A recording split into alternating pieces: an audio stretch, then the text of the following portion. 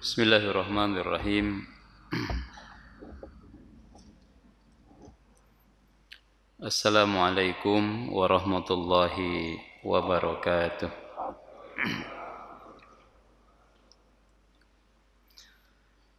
Alhamdulillahi rabbil alamin.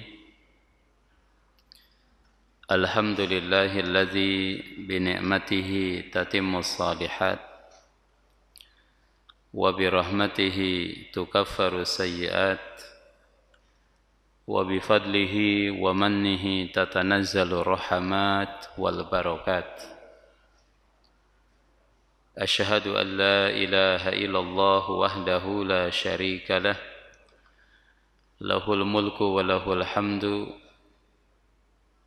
wa lahul fadlu wal mannu kama yanbaghi li jalali wajhihil karim wa azimi sultanih. Wa asyhadu anna Muhammadan abduhu wa rasuluhul mab'utsu rahmatan lil alamin basyiran wa nadhira. Allahumma salli wa sallim wa barik ala hadzal nabiyyil karim imamil muttaqin sayyidil gurril muhajjalin nabiyyina wa qudwatina wa uswatina wa imamina Muhammadin sallallahu alaihi wasallam wa ala alihi wa sahbihi wa man ihtada bihudah wa taba'a sabilah wa nahaja nahjah ila yaumil qiyamah, amma ba'd. Asbahna wa asbahal mulku lillah walhamdulillah la syarika lah, la ilaha illa huwa wa ilaihin nusyur.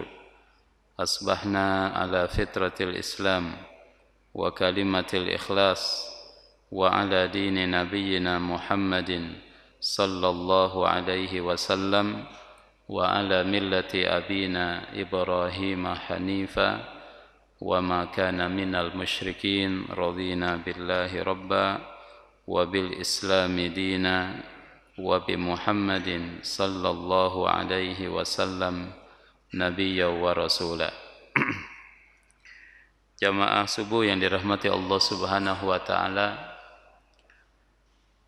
tiada bosan kita memuji Allah Subhanahu wa taala, mengucap tahmid, tasbih, tahlil, takbir.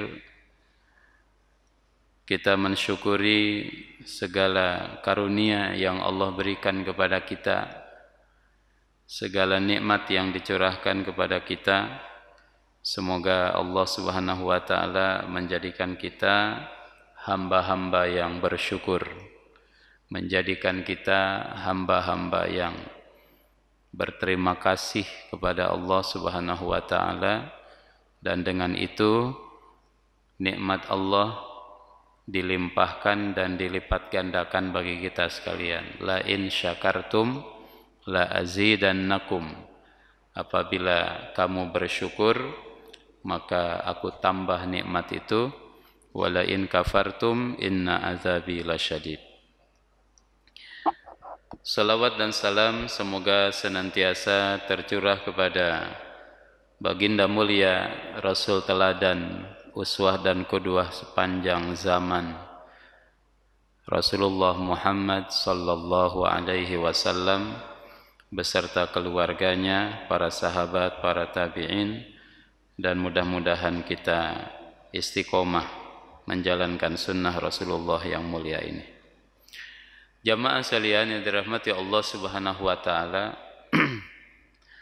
kita berada di tahun baru Hijriah 1445.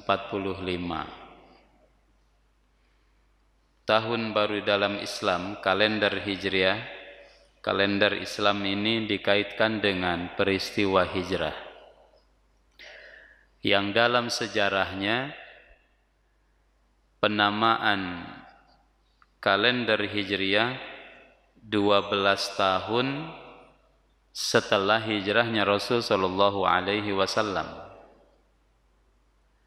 Ketika sahabat Umar ibn al-Khattab radhiyallahu an, beliau menerima surat dari Abu Musa al-Ash'ari yang saat itu dia menjadi gubernur di Basrah, berkirim surat kepada Khalifah Umar karena ada surat yang sampai dari Madinah tetapi tahunnya sudah lewat,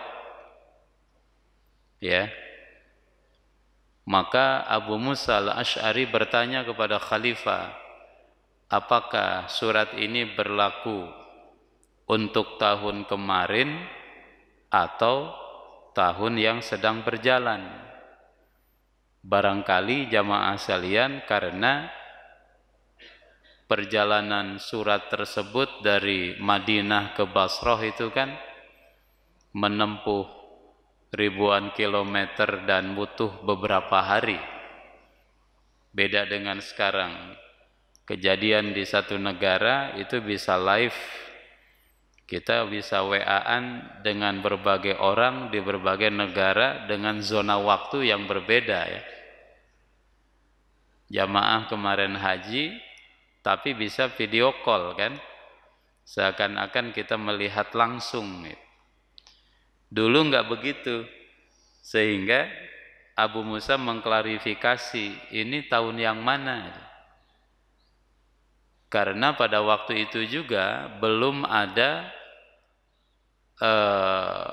penamaan atau penjelasan tahun, ini tahun 1, tahun 2, tahun 3, itu belum ada.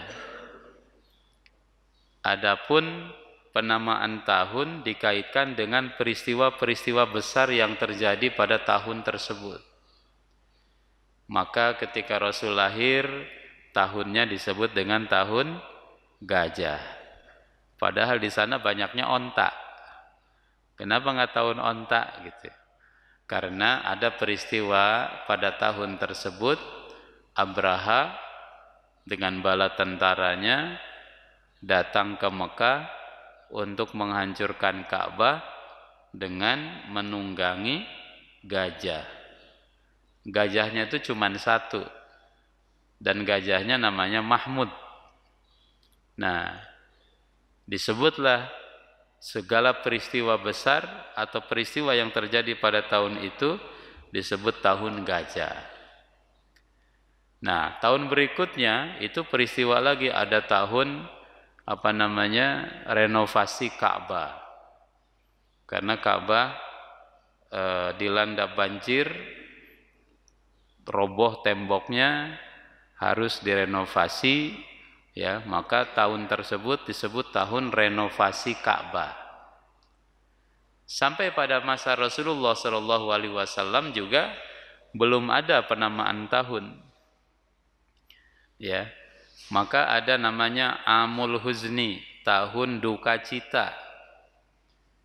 Tahun keberapa? Tahun ke-10 kenabian. Kenapa disebut tahun duka cita? Karena pada tahun itu wafat paman dan istri Nabi Khadijah radhiyallahu anha. Disebutlah tahun duka cita, peristiwa besar yang terjadi pada tahun tersebut. Sebagaimana ada peristiwa lain nanti setelah hijrah, ada juga peristiwa-peristiwa besar yang menjadi penanda, penciri tahun. Ada disebut dengan namanya Yaumul Usrah, Amul Usr, hari kesulitan, ya, hari sulit pada tahun kelima Hijriah ketika terjadi perang Tabuk, ya. Atau tahun ke-9 Hijriah ketika perang Tabuk. Sebelumnya kelima Hijriah perang Khandaq. Begitulah jamaah sekalian. Sampai pada masa Umar ibn al-Khattab radhiyallahu an ketika menerima surat dari Abu Musa al-Ash'ari radhiyallahu an tersebut. Maka sahabat Umar kemudian mengumpulkan beberapa sahabat, dibuat tim ad hoc. Kalian rumuskan tahun Islam itu disebut tahun apa? Ada beberapa usulan. Ada yang mengusulkan tahun diangkatnya jadi Nabi dan Rasul. Kemudian tahun wafatnya Nabi Kemudian opsi yang lain jamaah sekalian tahun lahirnya Nabi, dan opsi tahun hijrahnya Nabi. Beberapa opsi yang lain dieliminasi. Tahun diangkatnya Nabi dan Rasul sebagai Rasul, ya, itu dieliminasi. Tahun lahirnya Nabi juga dieliminasi. Sebagaimana tahun dikaitkan dengan wafatnya Nabi, itu juga dieliminasi, yang pada akhirnya sepakat tahun Islam itu tahun Hijriyah, dikaitkan dengan peristiwa hijrah. Hijrahnya Nabi sallallahu alaihi wasallam dari kota Mekah ke kota Madinah. Kenapa? Karena hijrah memberikan inspirasi. Dari sedikit menjadi banyak, dari lemah menjadi kuat, dari minoritas jadi mayoritas, dari hina menjadi mulia, ya, dari sengsara menjadi berkuasa. Itu karena hijrah. Maka tahun baru Islam adalah tahun baru Hijriyah. Maka pada masa itu langsung tahun ke-12. Tahun ke-12 Hijriyah. Begitu ya. Padahal baru ditetapkan pada masa Umar tersebut, karena hitungannya mundur kepada peristiwa hijrah Rasulullah Shallallahu Alaihi Wasallam. Kita hari ini ada di 1445 Hijriyah, ya, 14 abad yang lalu, 14,5 abad jemaah sekalian, kurang 5 tahun. Ikhwatal iman yang dirahmati Allah Subhanahu wa taala, maka kalau kita kembali lagi membuka sejarah hijrah dan apa pelajaran yang bisa dipetik, ini peristiwa luar biasa, peristiwa besar dalam kehidupan Rasulullah sallallahu alaihi wasallam. Pelajaran yang pertama jamaah sekalian yang dirahmati Allah, dari hijrah itu adalah yang pertama at-tadhiyah. Hijrah mengajarkan berkorban. Hijrah itu pengorbanan, ya. Hijrah itu perjuangan butuh pengorbanan. Jangan berjuang kalau tidak mau berkorban, ya. Dan tentu jangan berkorban kalau tidak siap berjuang. Hidup adalah perjuangan penuh pengorbanan. Kalau siap hidup harus siap berkorban, kalau siap berjuang, kalau siap berjuang, siap berkorban. Apa di antara bentuk pengorbanan itu? Ada tergambar dalam hadis riwayat Imam Tirmizi, Rasulullah Shallallahu Alaihi Wasallam ketika hijrah jamaah sekalian, Nabi itu sedih, ya. Nabi itu sedih. Sedih apa? Meninggalkan kerabat, keluarga, tanah kelahiran. Maka Rasul Shallallahu Alaihi Wasallam katakan, wallahi innaki la khairu ardillah wa ahabbu ardillah ilallah. Kata Nabi sallallahu alaihi wasallam, demi Allah wahai Mekah. Rasul ngajak bicara kota Mekah, demi Allah wahai Mekah, innaki la khairu ardillah, kamu itu adalah kota yang paling baik di sisi Allah Subhanahu wa taala. Wa ahabbu ardillah ilallah, kamu wahai kota Mekah adalah kota yang paling dicintai oleh Allah Subhanahu wa taala. Kamu tuh kota yang paling baik, kamu tuh kota yang paling dicintai Allah. Walaula anni ukhrijtu minki ma kharajtu. Andai aku tidak diusir dari kamu, ya Nabi SAW itu bilang kepada Mekah, walaula anni ukhrijtu minki, seandainya aku tidak diusir oleh kaumku dari kota ini, dari kamu wahai Mekah, ma kharajtu, aku tidak akan meninggalkanmu, aku tidak akan pergi darimu. Masya Allah. Jamaah sekalian, tergambar ya, Rasul itu ketika meninggalkan kota Mekah itu sedih. Rasul sedih, ini tanah kelahiran, apalagi Mekah ini kan tanah turunnya wahyu kepada Nabi SAW di Gua Hiro itu. Di situ ada Ka'bah, di situ ada Masjidil Haram. Disitulah kenangan-kenangan Nabi SAW dari mulai kecil, kemudian masa muda, kemudian Nabi berumah tangga. Nabi diakui oleh kaumnya sebagai orang yang terpercaya. Nah, sekarang harus meninggalkan kota Mekah. Subhanallah, berat sekali. Karena itu fitrah. Ya, jamaah sekalian, kalau di kita itu ada budaya mudik. Apa tuh budaya mudik? Kembali ke udik. Mudik kembali ke udik. Macet-macetan, ya, itu nggak peduli tuh. Macet-macetan, bahkan ketika di zaman Covid mah itu bukan lagi macet-macetan, kucing-kucingan. Jalan ditahan. Tapi Lebaran kalau nggak mudik tuh rasanya gimana gitu ya. Artinya apa tuh mudik? Ada kecintaan kepada kampung halaman. Ada kerinduan kepada kampung halaman. Jamaah sekalian. Tapi kan sekarang katanya ada video call, udah telepon aja sama emak di kampung, sama bapak gitu ya. Itu nggak cukup kalau ngelihat di telepon, ya enggak? Pengennya lihat langsung, cium tangan langsung. Emang kalau video call bisa cium tangan? Yang dicium mungkin layar handphone, ya, bukan tangannya orang tua. Subhanallah, tanda kerinduan kepada kampung halaman. Rasul tuh harus berkorban. Harus berkorban perasaan.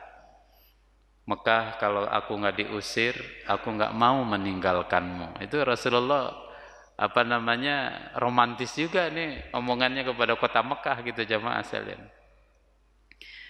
Nah, ikhwatal iman dirahmati Allah Subhanahu wa taala, demikian juga Ummu Salamah, ya. Ummu Salamah seorang wanita pertama yang hijrah di dalam Islam. Dia mengatakan, lamma ajma'a Abu Salamatal khuruj ilal Madinah, rahala ba'iran lahu wa hamalani wa hamala ma'i ibnata Salamah.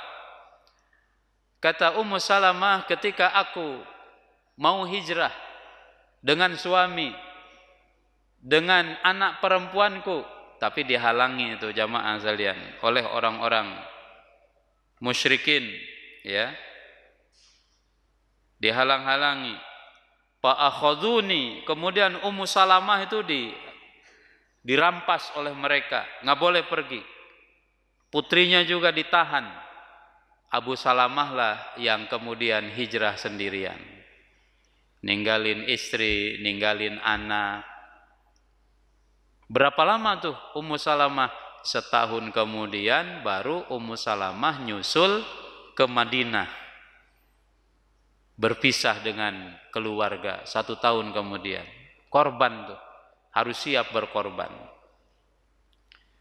Kemudian jamaah sekalian dirahmati Allah Subhanahu wa taala, kata Ummu Salamah, pamakastu sanatan kamilatan kabki hatta ashfaku min haliha fakhallu sabilaha wa raddu alaiha ibnaha fajama Allahu syamlaha bizaujiha fil Madinah. 1 tahun nangis Ummu Salamah itu, ya, hatta ashfaku min haliha, akhirnya kaumnya terenyuh juga, nggak tega juga gitu. Udahlah, Ummu Salamah udah dibiarin hijrah aja. Akhirnya Ummu Salamah dengan putrinya, putranya berangkatlah ke Madinah, berkumpul kembali dengan suaminya Abu Salamah setelah 1 tahun berpisah karena tidak boleh hijrah oleh kaumnya. Berkorban jamaah sekalian. Ada lagi seorang sahabat namanya Suhaib Ar-Rumi. Suhaib Ar-Rumi.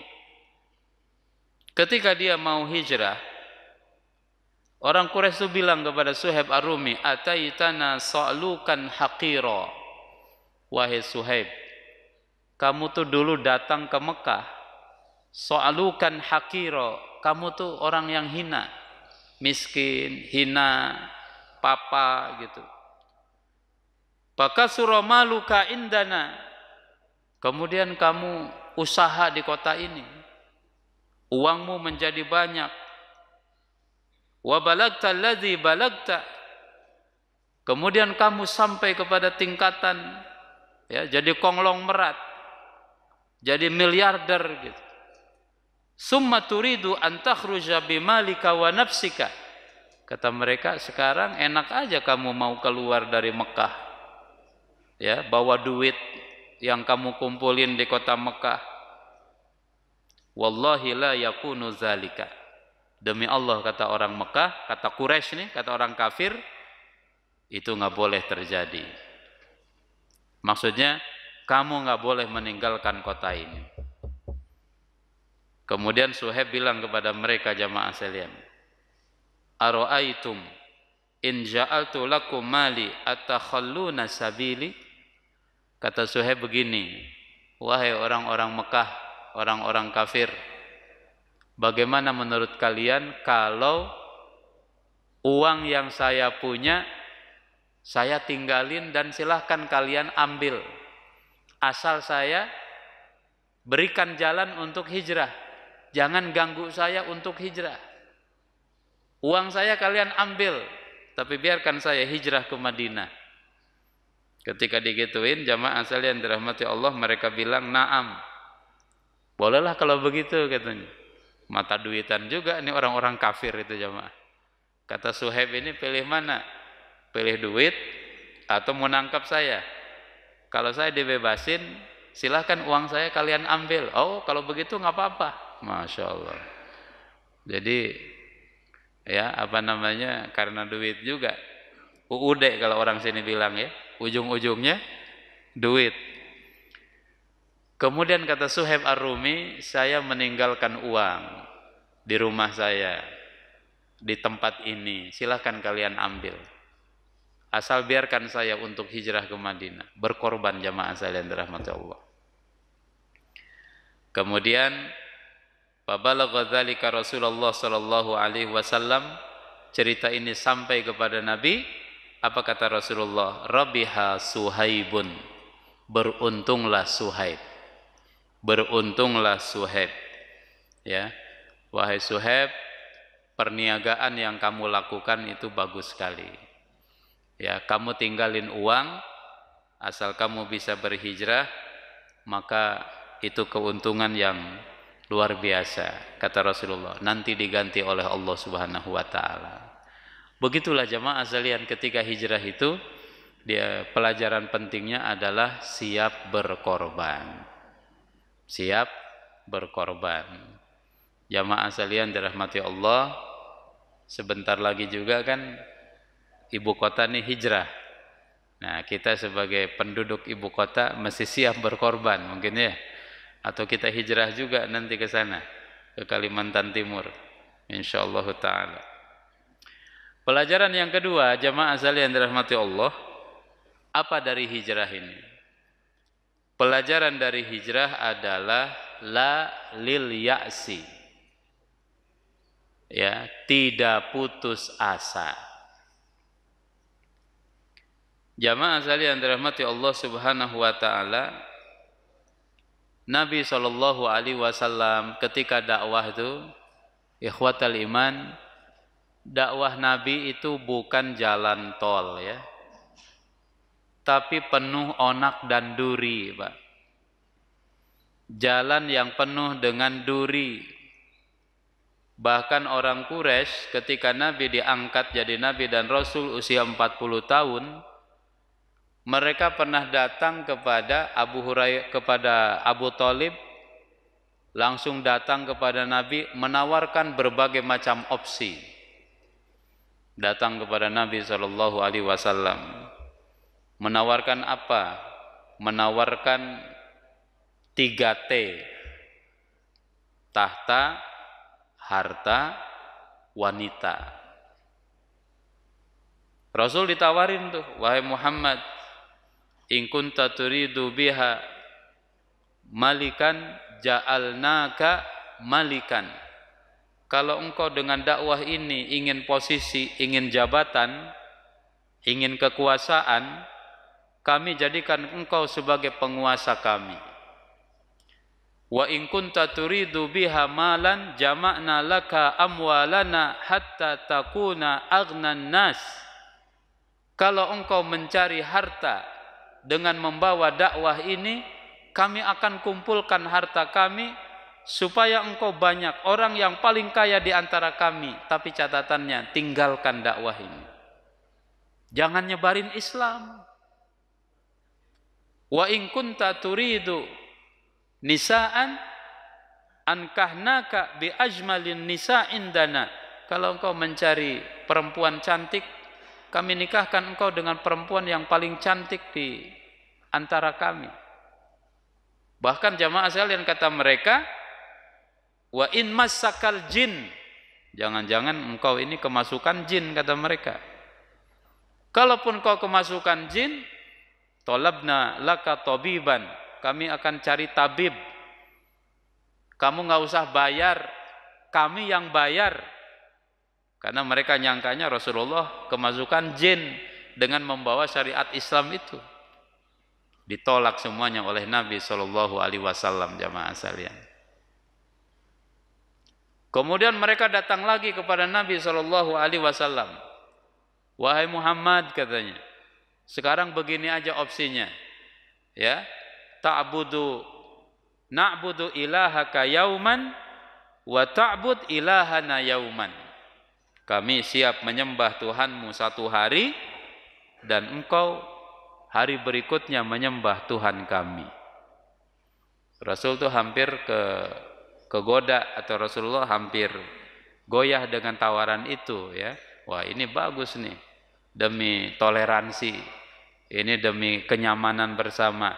Tapi kemudian ditegur oleh Allah Subhanahu wa taala, qul ya ayyuhal kafirun la a'budu ma ta'budun. Wahai orang-orang kafir, aku tidak menyembah Tuhan yang kalian sembah, kalian tidak menyembah Tuhan yang aku sembah. Lakum dinukum waliyadin. Bagimu agamamu, bagiku agamaku. Kemudian datang lagi juga jamaah sekalian, ya, mereka datang lagi menawarkan tawaran yang pertama tadi, tahta, harta, wanita. Kemudian mereka menawarkan juga, mereka minta, wahai Muhammad, kata mereka, kalau engkau tidak mau menerima opsi-opsi yang kami berikan, sekarang kami begini, katanya, kami minta kepadamu, minta kepada Tuhanmu. Permintaannya apa? Satu, minta kepada Tuhanmu agar gunung-gunung yang ada di kota Mekah ini digeser. Kata mereka begini, jamaah sekalian, ini kota Mekah ini kan sempit, ya, kota Mekah ini sempit, banyak gunung-gunung, banyak bukit-bukit. Coba aja kita lihat tuh, di seputar Ka'bah itu kan gunung-gunung tuh, ibu bapak. Cuman sekarang gunungnya udah diratain, kemudian bikin hotel di situ. Nah, mereka bilang apa? Kalau memang engkau benar, minta kepada Tuhanmu agar gunung ini sedikit digeser gitu, supaya kita punya lapangan, ada tanah lapang, ya bisa main futsal lah, kira-kira begitu jemaah sekalian. Kita bisa main-main. Ini kok Mekah ini kampung sempit nih, kota sempit, tolong geserin gunungnya, katanya. Minta sama Tuhanmu kalau kamu benar. Permintaan yang kedua, kata mereka, ini di kami ini enggak ada sungai. Kalau Irak punya sungai Efrat, sungai Tigris, Kalau Mesir punya sungai Nil, coba minta kepada Tuhanmu kalau kamu benar, minta supaya dialirkan sungai, ya, membelah kota Mekah, supaya kami nggak kekeringan, nggak kesulitan air. Kemudian kata mereka, minta juga kepada Tuhanmu agar ada orang tua kami yang sudah mati ratusan tahun yang lalu, tapi orang ini orang baik di antara kami. Ya, nenek moyang mereka. Coba hidupkan dia. Ya, tolong hidupkan dia. Nanti kalau dia sudah hidup, kami akan bertanya kepada dia, ini Muhammad tuh benar apa enggak? Katanya gitu. Tentu jamaah sekalian dirahmati Allah Subhanahu wa taala, itu akal-akalan saja supaya tidak mau beriman. Sehingga setelah itu jamaah sekalian, Rasul nolak, maka mereka kemudian mulai main fisik, ya. Rasul dicekik ketika mau sholat, kemudian Rasul ketika sujud dilempari kotoran. Tapi apakah Nabi SAW putus asa? Kemudian Nabi berhenti, futur, Rasulullah berhenti. Wah, capek juga nih bawa Islam, kira-kira begitu ya. Ke sana ditolak, ke sini ditolak, berangkat ke Taif ditolak, bukan disambut malah disambit. Tapi Nabi tidak, jamaah sekalian. Rasul tetap istiqomah. Maka dalam satu hadis riwayat Ibnu Majah, kata Nabi SAW, ala rajulun yahmiluni ila qaumihi. Emang enggak ada orang yang siap membawa aku kepada kaumnya? Fa inna Quraisyan qad mana'uni an uballigha kalama rabbi. Orang-orang Quraisy sudah tidak mau menerima firman dari Allah Subhanahu wa taala. Enggak ada yang siap nih untuk memfasilitasi agar aku bisa menyampaikan wahyu dari Allah. Sampai begitu Nabi SAW. Enggak putus asa jamaah sekalian. Maka Nabi datang ke Taif. Sampai di Taif ketemu Abdun ya Lail, malah dilempari, dicaci maki. Rasul lari itu ke kebun anggur, ketemu dengan Adas. Kemudian juga Jibril datang kepada Nabi. Kata Jibril, ada malaikat gunung yang ditugaskan oleh Allah, siap menerima komandomu wahai Nabi. In syi'ta la yutabbaqanna alaihim. Kalau engkau mau, itu dua gunung batu ditindihkan kepada mereka. Siap enggak? Kata Nabi, jangan. Ya, jangan. Bal arju ayyukhrijallahu min aslabihim may ya'budullaha wa rasulahu. Bahkan aku berharap ada kelak nanti keturunan mereka orang-orang yang menyembah Allah Subhanahu wa taala dan tidak menyekutukan Allah. Jamaah sekalian, senantiasa optimis dalam menjalankan kebaikan, menjalankan dakwah. Bahkan ikhwatul iman, setelah Rasul pulang dari Taif, kan ditolak dari Taif, balik lagi ke Mekah itu. Ketika sampai di Mekah, ada budaya di Mekah itu, Rasul atau siapapun tidak boleh masuk kembali ke kota Mekah kalau sudah keluar dari kota Mekah, kecuali ada yang menjamin, ada yang memberikan suaka politik. Maka Rasul kirim utusan ke keluarganya. Nggak boleh, keluarganya nggak bisa menjamin, orang keluarga. Ada seorang Quraisy, orang musyrik, namanya Al-Mut'im bin Adi. Al-Mut'im bin Adi, dia punya 10 orang anak, laki-laki semua, kemudian dipersenjatai, kayak mau perang, bawa pedang, bawa tombak, pakai tameng, ya, pakai baju besi. Orang Quraisy paham, ini artinya keluarga Al-Mut'im bin Adi memberikan jaminan kepada Nabi Muhammad SAW. Itu namanya budaya al-ijar. Fa inistajaraka fa ajirhu hatta yasma'a kalam Allah. Ya, kalau mereka minta perlindungan, kasih perlindungan meskipun dia orang musyrik. Nah, Rasul ketika masuk ke Mekah kembali itu dikasih perlindungan, dikasih suaka oleh Al-Mut'im bin Adi. Dia musyrik. Kadang ada jamaah sekalian yang menolong kita meskipun dia tidak seiman. Kemarin di Denmark kan ada lagi yang mau bakar Quran. Ya, di videoin viral di media sosial, ada seorang wanita, seorang perempuan, dia ambil tuh mushaf supaya nggak dibakar sama orang itu. Tapi apa yang terjadi jamaah sekalian dirahmati Allah, malah wanita tersebut dibanting-banting tuh sama yang mau bakar mushaf itu. Perempuan itu bukan muslimah, dia bukan seorang muslimah, tapi dia membela Al-Quran. Dia mau ambil tuh Quran supaya nggak dibakar. Dia bukan muslimah. Kadang pertolongan Allah itu datang dari orang yang tidak seakidah, dari orang yang tidak seiman, tapi dia punya hati gitu. Ya, fitrahnya nolak. Subhanallah. Jangan putus asa jamaah sekalian. La lil ya'si. Maka jamaah yang dirahmati Allah Subhanahu wa taala, itu yang dimiliki oleh Rasulullah sallallahu alaihi wasallam. Ya, optimisme terus. Innallaha yuhibbu al-fa'lal hasan. Allah itu mencintai optimisme, orang yang optimis. Jamaah sekalian dirahmati Allah Subhanahu wa taala, meskipun kondisi kaum muslimin ya di dunia ini kan banyak konflik-konflik itu di negara-negara mayoritas Islam. Palestina hari ini masih dijajah sama Israel. Bahkan semakin hari semakin nggak masuk akal tuh mereka. Ada satu tempat di tepi barat, mata air Pak, mata air.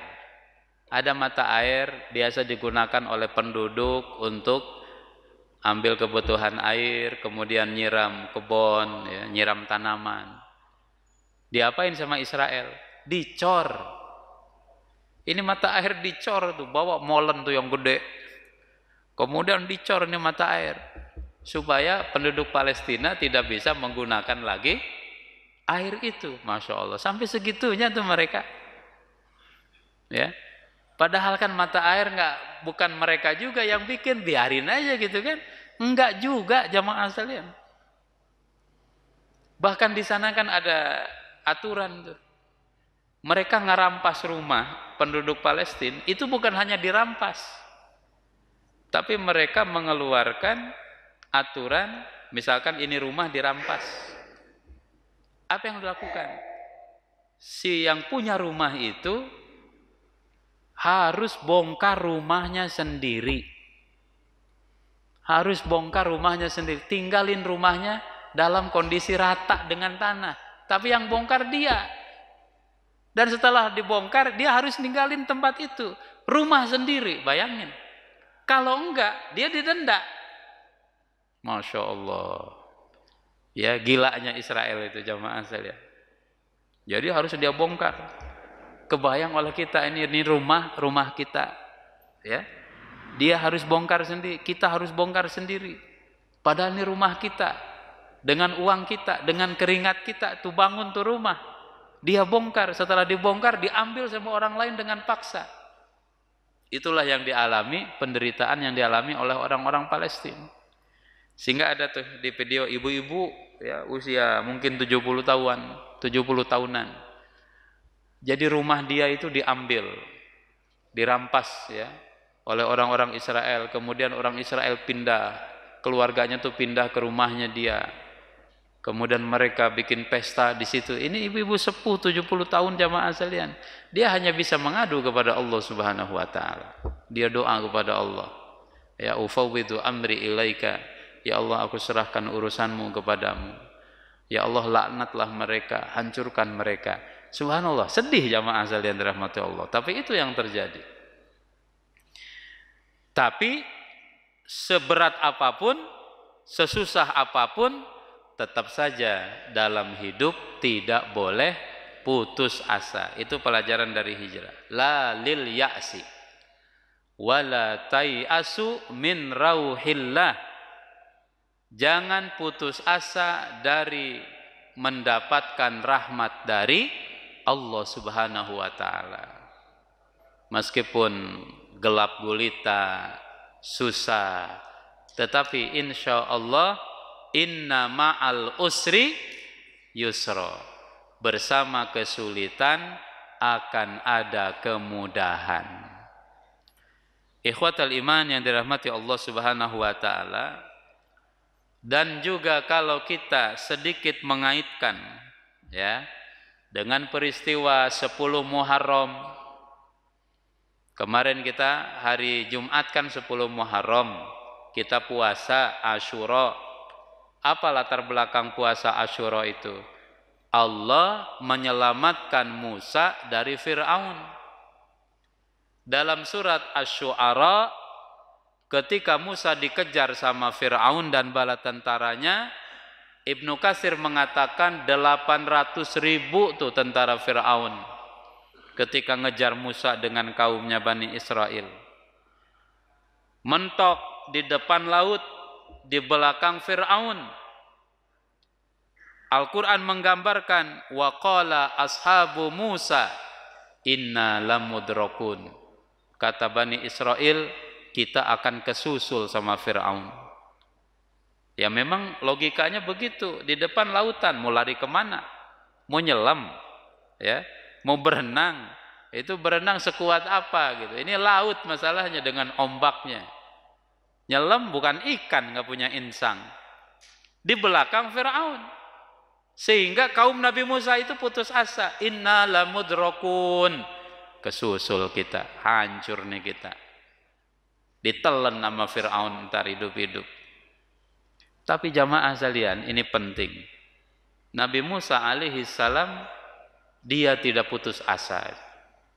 Kata Musa, kalla inna ma'iya rabbi sayahdi. Kata Musa, tidak, kita nggak akan kesusul sama mereka. Kita akan selamat. Kenapa? Inna ma'iya rabbi, karena bersama kita ada Allah. Sayahdin, dia akan memberikan jalan keluar, dia akan memberikan petunjuk. Keyakinan jamaah sekalian. Ya, meskipun memang di belakang Fir'aun dengan 800.000-nya itu, di depan lautan. Terus mau lari kemana? Ya nggak tahu, nanti Allah yang akan memberikan petunjuk, kata Musa begitu. Jalan keluarnya kita serahkan kepada Allah, udah tawakal aja. Kemudian Allah bilang fa'auhayna ila Musa anidrib bi'asakal bahra. Wahai Musa, pukul itu lautan dengan tongkatmu. Fanfalaqa, terbelah lautan. Fakana kullu firkin kaltaudil azim. Maka dinding-dinding lautan, air yang terbelah itu menggulung seperti gunung yang tinggi. Terbentanglah jalan yang lapang. Subhanallah. Ada kemudahan setelah ada kesulitan, asal yakin iman kepada Allah Subhanahu wa taala. Jamaah sekalian, itu juga pelajaran dari hijrah ya. La lil ya'si, jangan putus asa dalam hidup. Sesulit apapun, sekelam apapun, pasti ada pelita ya. Sehingga ada orang juga mengatakan kalau malam semakin pekat, gelap gulita, itu pertanda fajar akan segera menyingsing. Ya, kalau ujian itu semakin hebat, semakin kuat, semakin berat, yakini, percaya cara Allah Subhanahu wa taala meninggikan derajat gitu. Dan juga jamaah sekalian, biasa aja dalam hidup tuh ada ujian tuh biasa. Yakini itu cara Allah naikin kelas kita, mudah-mudahan begitu, asal sabar, asal istiqomah ya, tidak marah-marah, tidak menyalahkan takdir dan lain sebagainya. Bismillah.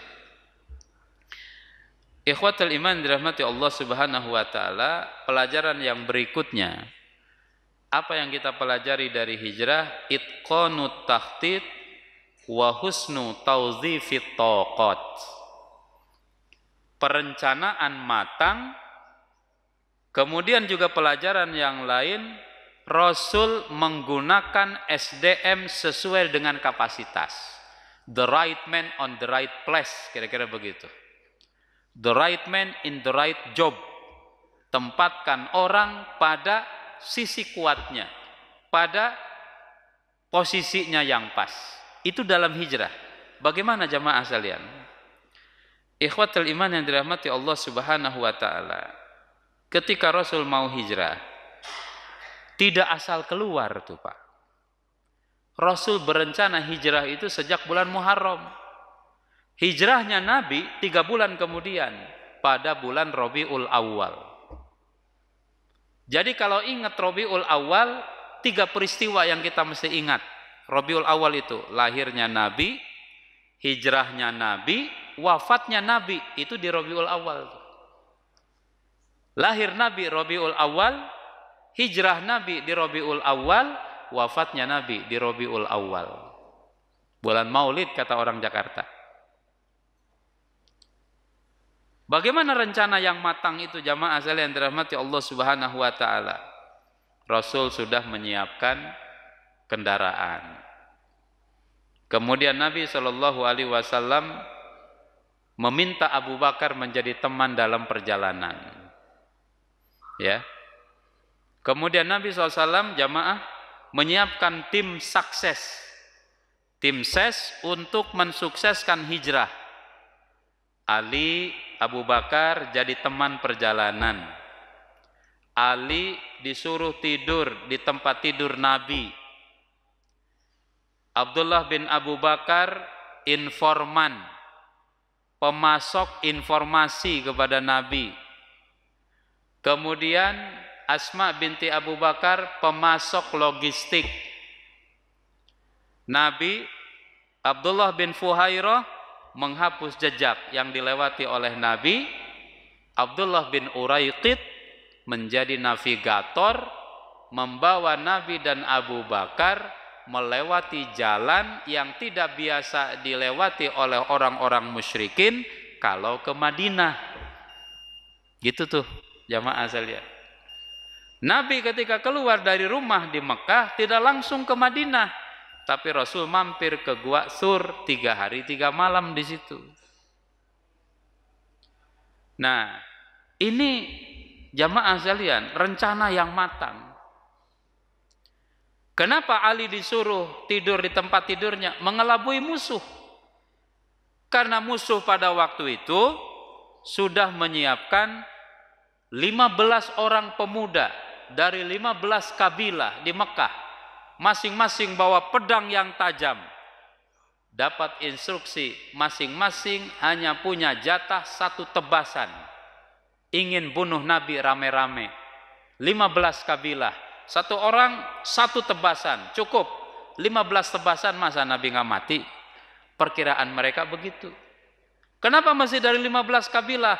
Nanti kalau Bani Hashim menuntut balas, maka Bani Hashim akan berhadapan dengan 15 kabilah. Maka mereka akan berpikir ulang kalau mau nuntut. Maka mereka cukup untuk minta fidyah, minta apa? Minta jamaah sekalian, tebusan saja.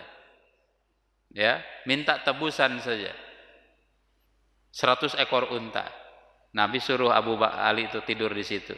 Jadi ketika 15 orang pemuda ini ngelihat ke dalam, masih ada yang tidur. Oh, Nabi masih di dalam. Nabi masih tidur, padahal Nabi udah keluar. Ketika Nabi keluar, mengambil 1 genggam tanah, kemudian dilemparin ke muka mereka. Ya. Fa'aghshaynahum min baini aydihim wa min khalfihim. Ya, fahum la yubsirun. Maka mereka enggak ngelihat, mereka buta. Rasul lewat di depan mereka. Kemudian juga Ali punya tugas.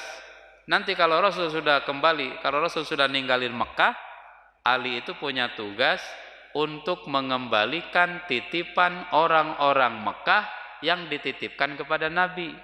Titipan apa? Barang-barang berharga. Orang Mekah itu jamaah sekalian, kalau kepada kredibilitas Nabi mereka percaya. Al-Amin, Rasul dikasih julukan kan. Kalau punya emas dititipin ke Nabi.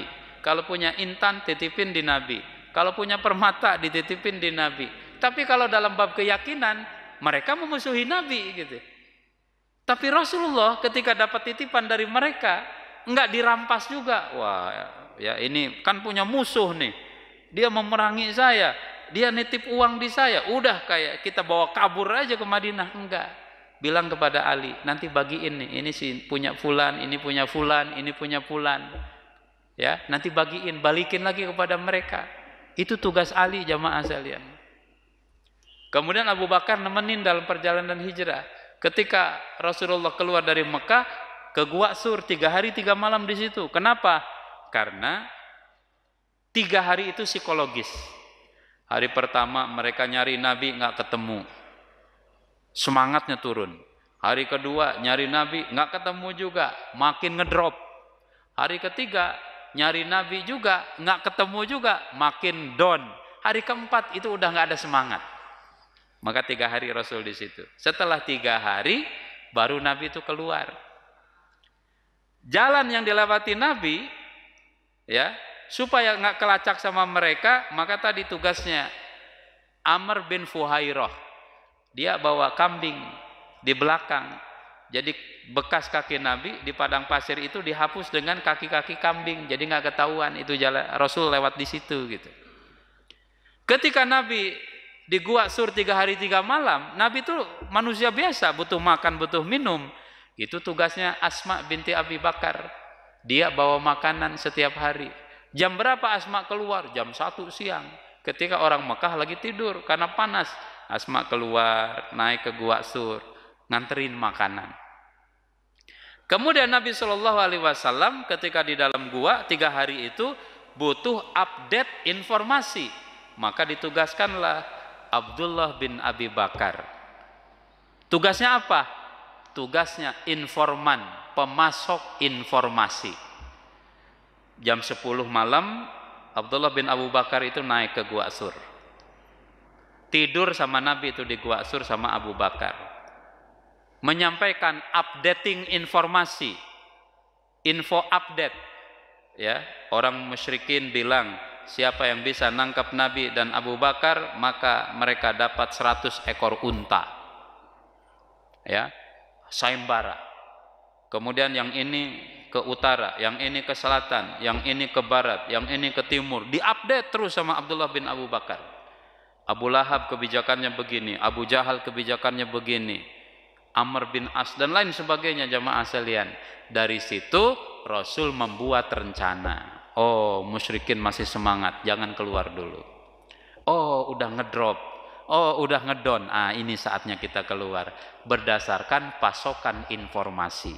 Hari ini juga jamaah sekalian, yang paling mahal itu adalah informasi. Yang paling mahal informasi. Maka ada yang disebut dengan namanya big data. Big data, data besar. Maka suka dengar kita kebocoran data. Sekian ratus juta data penduduk kita bocor. Itu jamaah sekalian, itu data, info tuh mahal sekali hari ini. Tahu-tahu ada WA ke kita, nawarin rumah, nawarin mobil, nawarin baju, nawarin makanan. Dari mana tahu nomor kita? Ya kan kita kalau download aplikasi ini, masukin data, itu terkumpul tuh di big data, itulah yang dijual, itulah yang di-share. Oh, hari ini ya, hari data, hari informasi jamaah sekalian. Itu diperhatikan dalam Islam. Nah, jadi strategi yang matang, strategi yang kuat.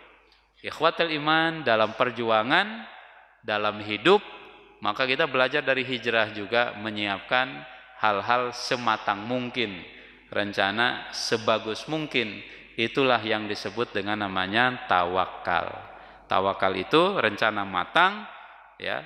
Tawakal sandar kepada Allah tapi punya rencana yang matang. Jamaah sekalian, masih banyak pelajaran yang lain tapi mungkin kita cukupkan ya. 3 poin dari hijrah yang memang menjadi inspirasi bagi kita semuanya. Itu yang bisa saya sampaikan. Mudah-mudahan bermanfaat dan mudah-mudahan kita termasuk umat Rasulullah Shallallahu Alaihi Wasallam dan bisa memaknai hijrah dengan sebaik mungkin. Demikian jamaah sekalian. Ada yang ditanyakan Bapak Ibu? Kalau ada, monggo Kembalikan dulu ke Bapak MC.